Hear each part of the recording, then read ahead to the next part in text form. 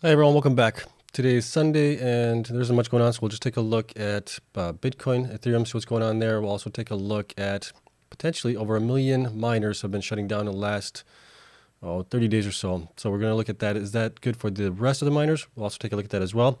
So that, and we also have one more story that I want to just kind of go over really quick, but won't be a long one. So that is it. Not financial advice as always, for entertainment only.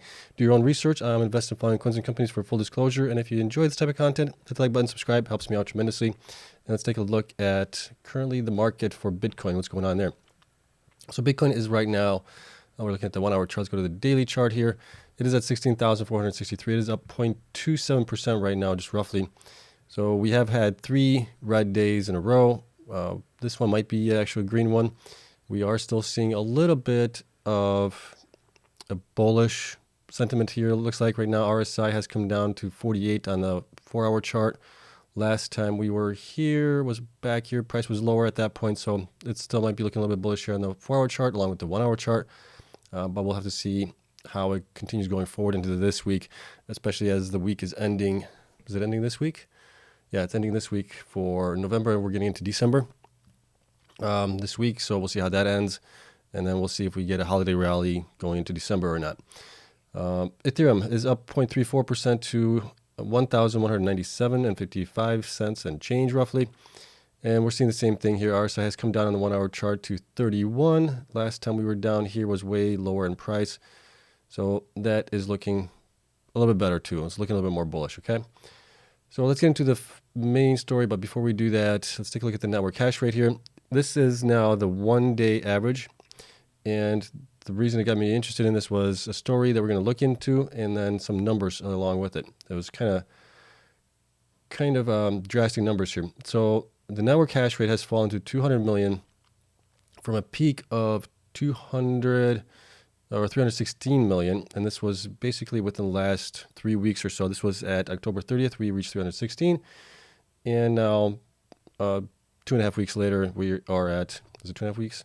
Close to 3.5 weeks, we are at 200 million hash rate. But that's the average on it. If we look at the 7-day, it has been falling down as well. And we are now at 247 million. So that's been coming down also on the averages as well. So that's actually a good sign for some of the miners that we cover here. But it's not good for some of the miners that are shutting down. We'll look at those which are shutting down right now. So here's a story. Bitcoin mining revenue lowest in 2 years, hash rate on decline. So this kind of got me thinking a little bit, what's going on with the network and everything else. Is there a silver lining to this, I guess, for the miners we do cover? And there is, I think. So going down here, total Bitcoin mining revenue, block rewards, and transaction fees in the United States dollars fell down to $11.67 million, a number last seen on November 2nd of 2020. So this is 2 years ago, when Bitcoin's trading price was around 13,500. So here's the miner revenue. This is on the 1-day average chart, and we'll take a look at the chart that I have as well for it. But you can see here it has been coming down. Last time we were down here. So we'll take a look at what this actually means and what it means for the network hash rate coming down. With the current market price of around 16,500, suggests an obvious increase in mining revenue. Factors including greater mining difficulty and rising energy prices contribute to lower income in dollar terms. Adding to the above, the difficulty of mining a Bitcoin block has skyrocketed to an all-time high of almost 37 trillion, forcing Bitcoin miners to spend more energy and computational power to stay competitive, which is true. And here is the difficulty chart right now. And I think this is on the daily chart, but this is going all the way back to the beginning of when Bitcoin was mining. So we'll take a look at a more recent one here.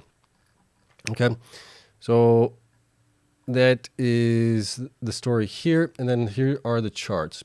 So we looked, actually this is the miner's revenue chart here. You can see here this is on the 1-day average. It is now at 11,674,000 daily. So that is pretty low. We did reach a high here of approximately, what is that, 25,190,000. This was back in September 10th.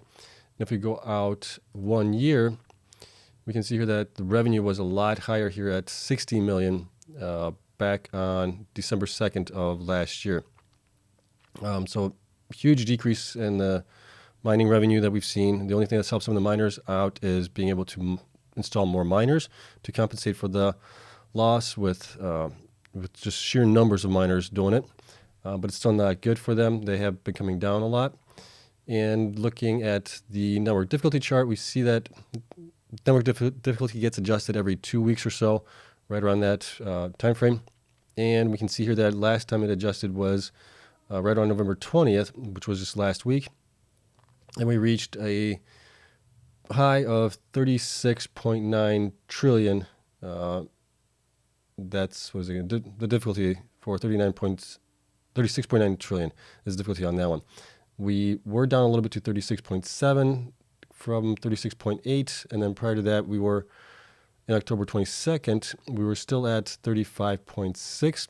So we saw a pretty good sizable jump there in the difficulty, and we also saw a pretty good jump here in beginning of October from 31 to 35 million, 35 trillion, sorry. Excuse me. I think what we're going to see is coming up this week. I believe it's going to be this week because we started at 20th. So, well, actually it'll be probably the first week. It'll be probably this week then. Sometime around this week, end of this week, we should have a decrease in the difficulty based on the total network hash rate has been coming down here.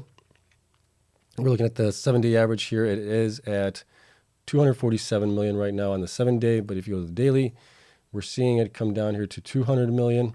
And if we look at the 30-day average, we can see that it's also coming down as well to 260 million. So we're seeing that decline happening here, whereas before we've had a consistent increase here. So my understanding of the way things work is we're going to possibly get a decrease in the difficulty as well. We're going to have an adjustment, basically. And when that happens, it's going to be good for the miners that are actually mining right now. So let's take a look at what the numbers actually stand for. And I did a quick analysis of it all. So our top hash rate was 316 million. Our current hash rate is about 200 million right now on the 1-day average. That represents a decrease of about 116 million terahashes, which equates to about 116 exahash. Now, when you take all that into account, that is a large decrease in the number of miners that are being turned off at this moment. If you're looking at the 100 terahash miners over here, that would represent about 1.165 million of those ASIC miners being turned off. If you're looking at like the 75 terahash miners, which are not possibly profitable at this time, that would represent about 1.5 million of those miners being shut off. And if you got the older miners, the 50 terahash miners or so, right around there, you're looking at 2.3 million miners. That's a lot of miners that are being shut down right now. Okay, the miners that I cover currently, they have an installed hash rate of 56 exahash. So that decrease in the network hash rate results in approximately 2 times the amount of miners that are currently installed that I cover. Okay, so that just kind of goes to show you how much miners there are in the world in general that are hashing currently. But a lot of these have come down and gotten, well, we know the price has come down in Bitcoin. Network hash rate has also increased. That has led to some of the miners basically capitulating right now and turning off the miners until there's a more favorable return on investment for them when the economics make sense for them. And we've also seen electrical prices going up. That is not helping either. So the ones that don't have fixed pricing are getting hit probably the worst right now. So that's kind of where we're standing at right now. That's why I titled this, over 1 million miners shutting down right now, because that's actually the case here. That's on the low end. On the high end, you're looking at somewhere around, if the average was 50 terahash, looking at about 2.3 million, like I said before. Okay, so right now, we know that we have a lot of miners that have 100 terahash miners currently. Those are about 3,250 watts. 250 is the average here between the 300 some million and the 200 million. So we're just using this right now as the average. On average, they were still barely profitable at 7.5 cents right now. A lot of the miners are around 4.5 cents. So those guys are in no trouble whatsoever currently. But anyone that's doing hosting or is using a hosting provider for their mining, that includes BT, Bit Digital, what else? Marathon, and I think that's it for the big ones that are doing a lot of it outsourcing. And those guys are possibly close to 6.5, 7 cents, even 7.5 cents sometimes. Argo, I think, is even for their own self-mining, they're paying like 9 cents, so they're hurting. even with the newer miners, they're not profitable right now for them at 250 million terahashes per second. But if you bring that down to 200, they slightly start to become a little bit more profitable. And then as the network hash rate, not the network hash rate, network difficulty comes down as well, that will help them out along the way. So here I thought we'd just kind of go through all the miners really quick, see what their lowest terahash miners are, and see if they are profitable at, we'll just make this, at 7 cents. Just do that, 7 cents. If they're not profitable at that point, they're possibly in trouble. Other miners do have a little bit better electrical cost as well. We'll try and get this figured out as best we can, I guess, as we go along. Okay, so let's take a look at our first miner is Argo. Argo does have some older miners, but they were already turned off here, the 38 terahash. They still have some 65 potentially. I would think that these should be already turned off if they aren't already. So if we just look at 65 terahash, I'm just going to guess here as far as what the watts on those are. I'm guessing like 2,500 watts, something like that for those. So it's 7 cents. They're still profitable at the current network hash rate at 200. So we need that to come down. We need also the network difficulty to come down. But if they're paying 9 cents right now, they are not profitable with those. So I would imagine that those are probably shut off for them. Okay, so those are really the only ones that they have here that are pretty low on the terahashes. Otherwise, it's 95, 100 terahashes. Those are fine. Those should be profitable even at 9 cents. 9 cents might be kind of hard. Let's take a look at the 100 terahash miners for them. At 9 cents, if the network hash rate stays down around 200 million, they should be profitable for them as well. But then the wattage is up higher on those, 3250. So they are still barely profitable for them. Okay, and that one. Next, take a look at BitDigital. BitDigital does have some miners that are the 63 terahash miners. Looks like they got rid of some of these 59 terahash and these obviously 19.7 terahash. I would get rid of those. And they do have some 88 that are still supposed to be incoming for them. I don't think I have those in anywhere right now. So let's take a look at 63 terahash. 63 terahash, they're using also hosting. Let's just get them to 7 cents. Looking at it this way, and they are, I'm guessing, 2,500 watts. I don't know the numbers. So if at 2,500 watts, they would be still profitable for those. So currently, if the network hash rate goes back up, they are no longer profitable at 250 million. Okay, so that's something to be cautious of, and I'm sure they're looking into it, see what makes sense for them and what not, based on their electrical cost. Okay, next is Bitfarms. Bitfarms has some 63 terahash miners, 74 terahash miners, and some 82. We do know that Bitfarms has a pretty good price on electricity. I think they're around 4 cents. I'm going to make it 4.5 cents. And those miners, what do we have here? The 63, those are still profitable for them. The 74 would be profitable on the 82, so there's no worries there with Bitfarms. CleanSpark has, I think, pretty much all 100 terahash miners, and they are at like 4 cents also, somewhere around there on average. So they should be fine as well. Core Scientific, they're looking good here. Just all depends on the electricity prices for them. And they have other issues that we're not going to get into this video, but they should be okay just on the miners themselves. They should be fine with profitability. DigiHost also has some of these 7649. I would probably get rid of if they haven't already. And it looks like they actually did get rid of the 49 terahash here. 90s should be fine. 76 are going to be, those should be fine also. That's 7 cents, 76. Let's see here, 76 terahashes. Yeah, those still should be fine at 2,500 watts. Next is DMG. DMG has all 100 and 140 terahash miners, so they are in good shape there. GreenEdge, they are also in pretty good shape here. It looks like they got rid of some of these 78. Partially, those they should be fine as well. Hive does have some 79s. They have pretty low electricity as well, around 4 cents, so they should be fine as well. 68 here, nothing lower than that. So they are going to be okay. Hut 8 has some 77 terahash, 96, 87, 89, 90, and then 93. These are the GPU, so that doesn't matter. Yeah, they should be fine as well. Iris Energy, they have 100 terahash, 90 terahash as well. And they did, I believe they're going to be returning some of these Yep, we have them already marked here as being returned possibly. So they got that, so they should be okay there. What else do we have here? Marathon. Marathon has pretty much 100 to 110 terahash miners, and a bunch of these 140 terahash miners supposed to be coming in for them. Now it all depends for them. They should be fine, even at the current levels of electricity at 7 cents. But if they're getting charged more by Compute North to even 9 cents, the 100 terahash miners should be still good, given that the network hash rate has come down here. Yeah, so they're still good. Okay. That is a good number there. And let me see who else do I have here. Mawson. Mawson has some 98s, 77s. They should be okay, along with 85s, 90s. They are okay. And we got Riot. Riot has, let's see here, let me zoom this in. Ryan has 90 terahash, 61 terahash. Mine was already unplugged. 90, 140, 140. Yeah, so Riot's also going to be good.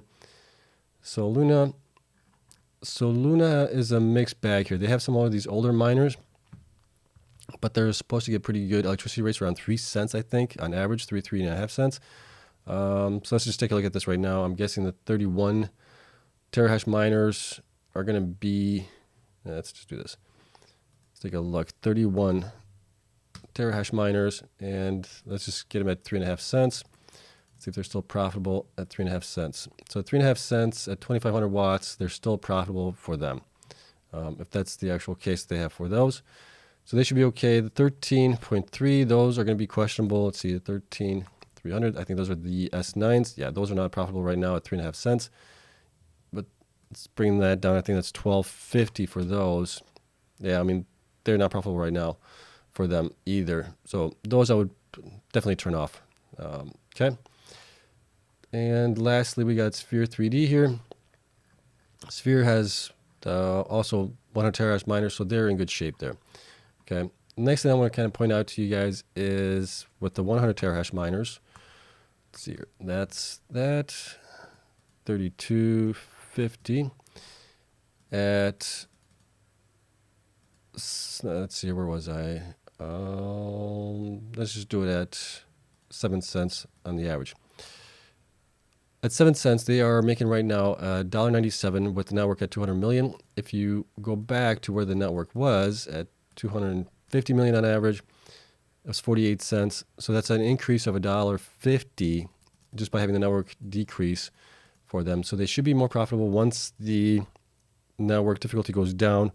We should see an increase for them potentially in December on what they're mining by about $1.50 more per machine. So if anybody has like 10,000 machines, you're looking at, 15,000 more per day in revenue. Somebody that has 100,000 machines, you're looking at 150,000 more per day in revenue. That equates to, what is that, times 10? That's 1.5 million. So you're looking at 4.5 million more in revenue just by the network hash rate coming down to help these miners out. Okay. So I just wanted to go over this really quick with you guys, show you guys which miners might be in trouble, which ones might not be with the current things, how this is going to actually help them out. Okay. And this will be actually good, I think, for the miners going forward when this is all said and done for them. But as the difficulty decreases and then potentially Bitcoin price goes back up, a lot of the miners that have shut off, those 1 million to 2.3 million miners that have shut off, those will possibly be coming back online for a while again, while it's profitable, and then when it's not profitable, they'll probably shut down again. Okay, so we're going to see this kind of up and down thing happening here possibly.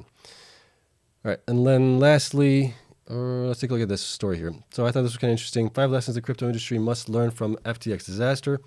I'm not going to go into the full details, just look over the 5 things that they're providing here and whether or not we agree with it or not.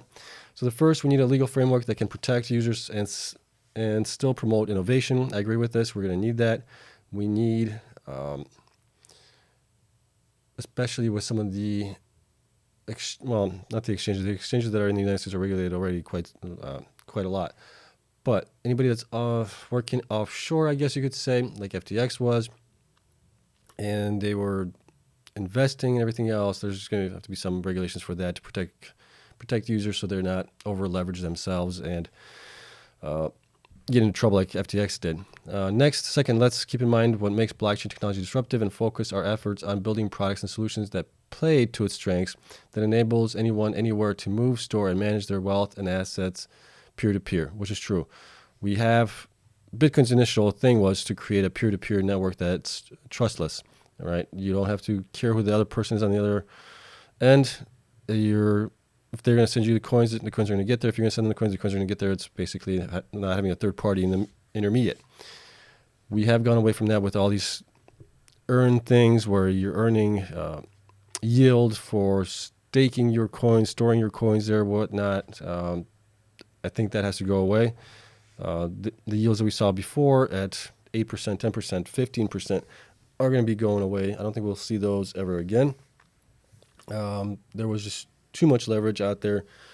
One lender was lending to another lender, and it just got crazy out of control. So I think we need to go back to the roots of what Bitcoin was supposed to be. So I agree with that. Third, let's end the hero worship around crypto founders who run centralized companies. I agree with that. The reality is that middleware like FTX need not dominate the industry. After all, what makes Web3 so compelling is that it is permissionless and decentralized, meaning anyone, anywhere can own digital assets, manage them peer-to-peer, and have a say in their governance. Bitcoin was the first to make this possible, and Ethereum and DeFi applications have turbocharged it. I agree there as well. We do need to make things a little bit easier for everybody, but it should be where you have control over your coins, your tokens, whatever it might be. You're the one that's supposed to be in control of those things.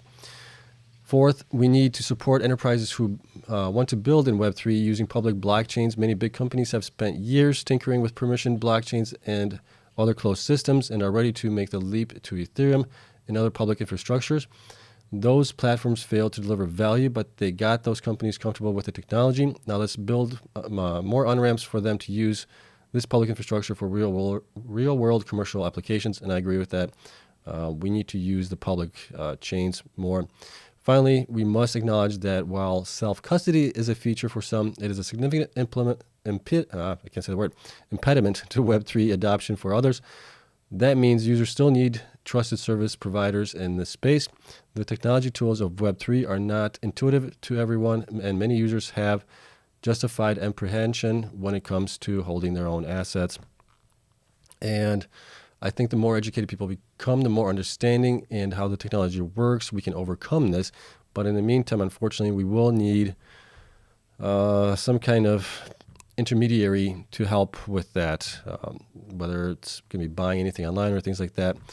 So I do agree with it to a part, but we should be putting more emphasis on, what's the word I'm looking for? I'm drawing a blank.